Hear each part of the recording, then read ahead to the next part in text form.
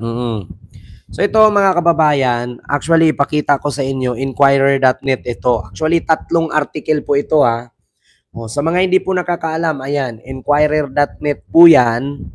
Ayan, si Batu po yan at Inquirer.net. O, basahin ko ha. Torre kay PNP Chief General Nicolas Torre. Sabi dito, PNP has planned if ICC issues arrest order for De La Rosa.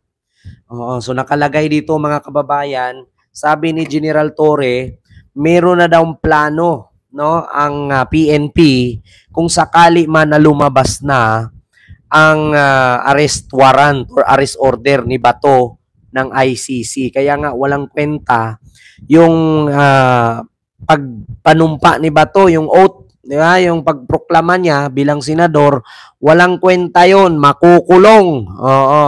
Ito po yung article po ng Inquirer.net, mga kababayan.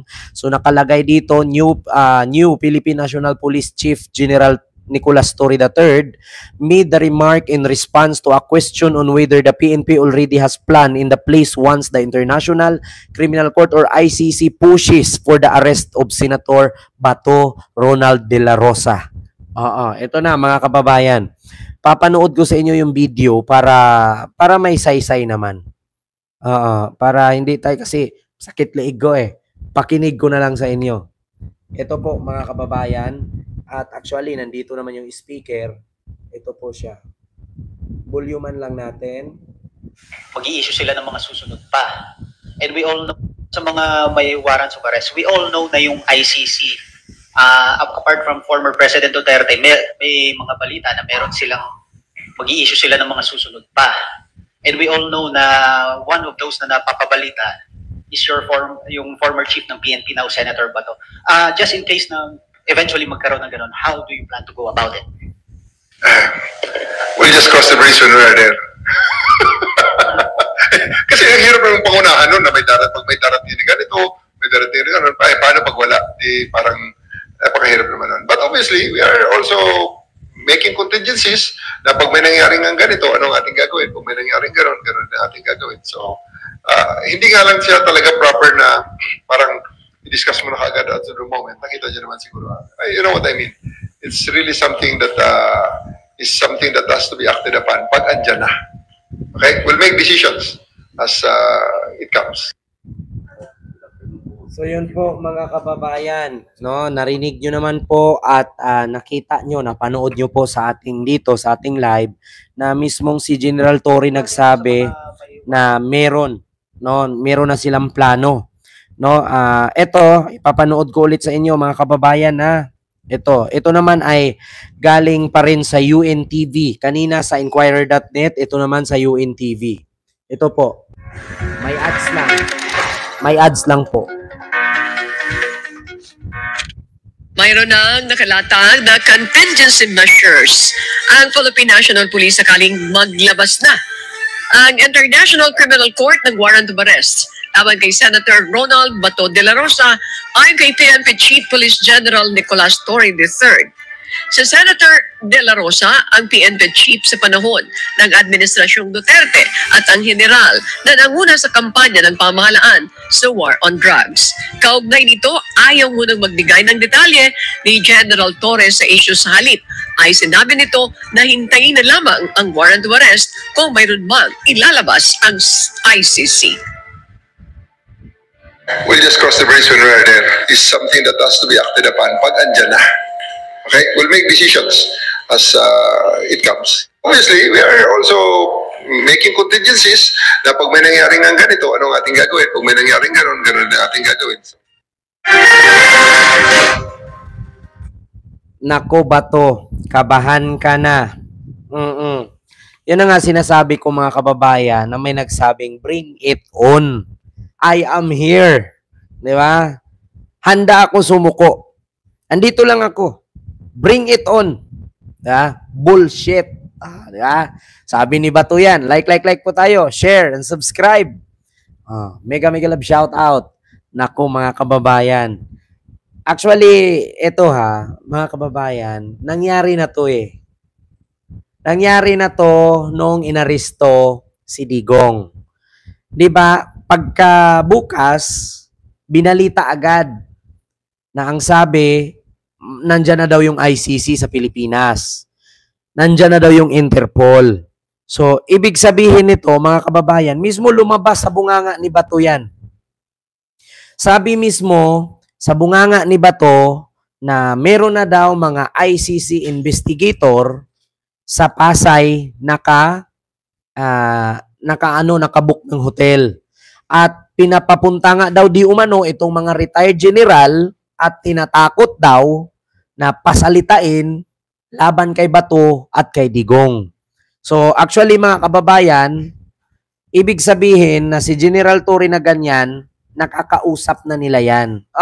Ako nagsabi, hindi ko naman, wala akong proof na may pakita sa inyo na nakaharap talaga ni General Torre itong mga ICC at taga-Interpol, pero hindi ganun si General Torre magsalita eh. Kung hindi pa talaga nila nakaharap. Siyempre, unang sagot niya ni General Torre, kung sakali man, gaganon agad, kung sakali man na nandyan na ang ICC, di ba? So, makipag-cooperate kami. Pero ang sagot ni General Torre doon, kung nandyan naman ang arrest warrant, as soon as possible. Di ba? O bakit ganun? Siyempre, hindi naman yan agad-agad hulihin ganyan eh. Ang gagawin yan, siyempre may plan A, may plan B. Sabi ko nga sa inyo, nung Semana Santa, may nakalap akong chismis. Huwag paniwalaan kasi nga chismis. So ngayon mga kababayan, ito nga, ipapanood ko sa inyo na mismo galing.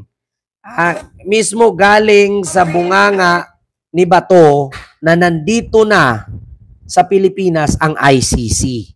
So ito po Bato, nasa Pinas na ang ICC. Ito mga kababayan, hinamon pa nga ni Bato eh. Bringing back PRRD home.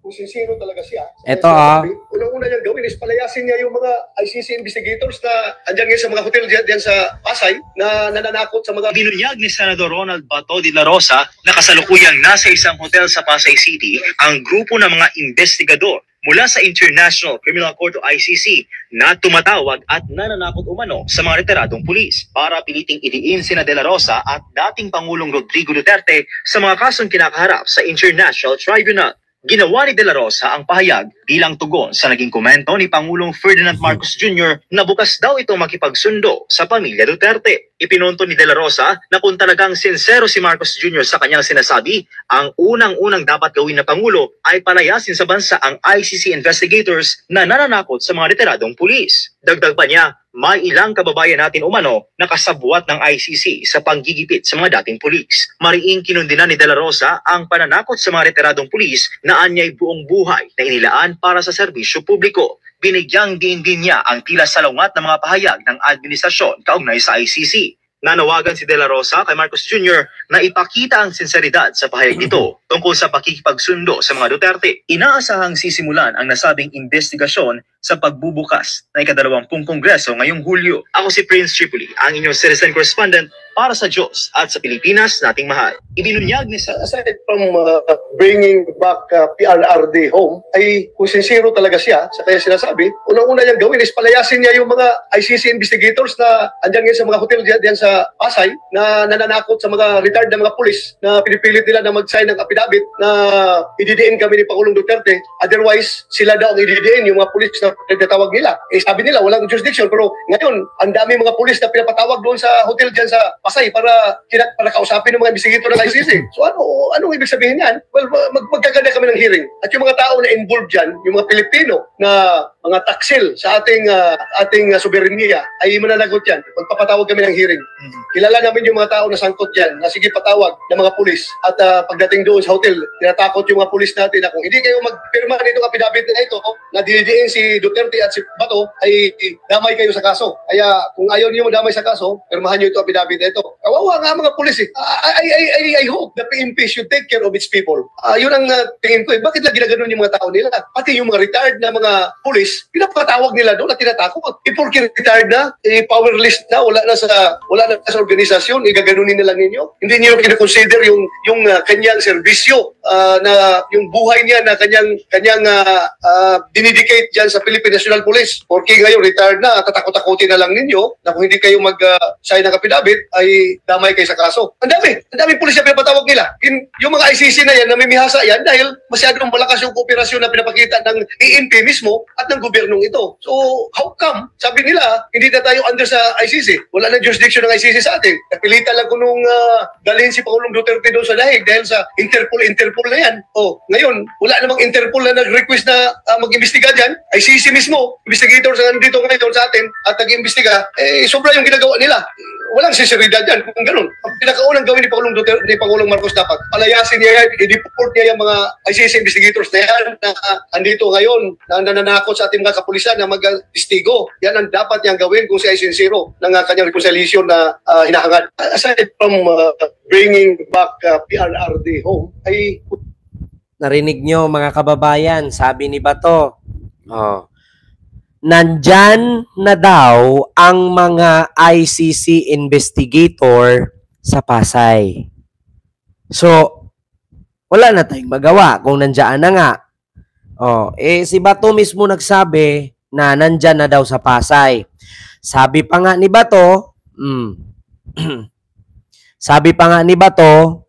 dapat i-deport na daw kung talagang makipag-reconcile si Pangulong Bongbong Marcos sa mga Duterte. I-deport daw niya yung ICC at Interpol. So ngayon, mga kababayan, sasabi ni General Torre kung nandyan na daw ang arrest warrant kay Bato, may plano na ang PNP para arestuhin si Bato. So madaling salita mga kababayan, imposible naman na si General Torre nagpaplano na hindi mangyayari. Diba? Ito isipin ninyo mga kababayan. Napakamalaking katanungan ngayon na bakit advance magplano ang PNP na arestuhin at paano arestuhin si Bato kung wala pa nga at hindi pa nakausap nila General Torre itong ICC at Interpol. Kasi yun ang pinakamalaking tanong. Mahirap kasi mga kababayan, ma'am, sir, boss, amo, di ba? May mga ganyan-ganyan. Sangko, diko, ditsi. Sa totoo lang, Ma'am Ami Campbell, hello po. Mahirap kasi magsaing ng marami kung 3 lang kayo kakain. Mahirap magsaing ng 5 kilong bigas sa malaking kaldero kung 2 lang kayong kakain. Anong mangyari doon sa sinaing? Di ba mapapanis? So, mahirap magplano at gagawa ng hakbang ang PNP kasi napagplanuhan na eh.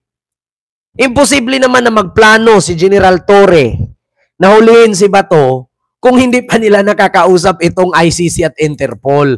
Yun ang pinakamalaking katanungan ngayon, mga kababayan. Ito sagot ni, ulitin ko sagot ni General Torre. Isipin ninyong mabuti mga kababayan.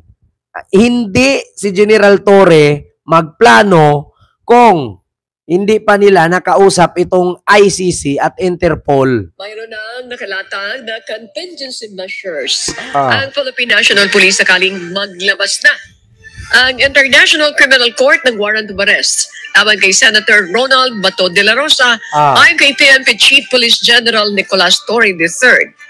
Si Senator De La Rosa ang PNP chief sa panahon ng Administrasyong Duterte at ang general na nanguna sa kampanya ng pamahalaan sa war on drugs. Kaugnay nito, ayaw munang magbigay ng detalye ni General Torres sa issue sa halip. Ay sinabi nito na hintayin na lamang ang warrant of arrest kung mayroon mang ilalabas ang ICC. We'll just cross the bridge when we're there. It's something that has to be acted upon pag andyan na. Okay, we'll make decisions as it comes. Obviously, we are also making contingencies na pag may nangyaring ng ganito, anong ating gagawin? Pag may nangyaring ganun ang ating gagawin. Di ba mga kababayan? Mahirap kasi gagawa ng hakbang nang walang kasiguraduhan. So, sa madaling salita mga kababayan, inantay na lang yung warrant. Na siguro pipirmahan na. at siguro matanggap na, at pag sinabi siguro ni PBBM, ito na, at sabihin din yung taga-Interpol, okay na, huli na agad. Pero imposible naman na pag nandyan na yung warrant, tsaka pa magplano. Makakalipad pa yan. Kamakailan lang, nag-take oath si Bato bilang pangalawang second term pagka-senador. So, nandito sa Pilipinas. Imposible naman na mag-oath ka, mag-take ka ng oath, tas nandun ka sa Europe, nasa Pilipinas pa. Mga kababayan. So, ito pa. Speaking of, ito na, mga kababayan. Pangalawa, bukod kay Bato, dito tayo kay Harry Roque. Ito na, mga kababayan. Bukod kay Bato,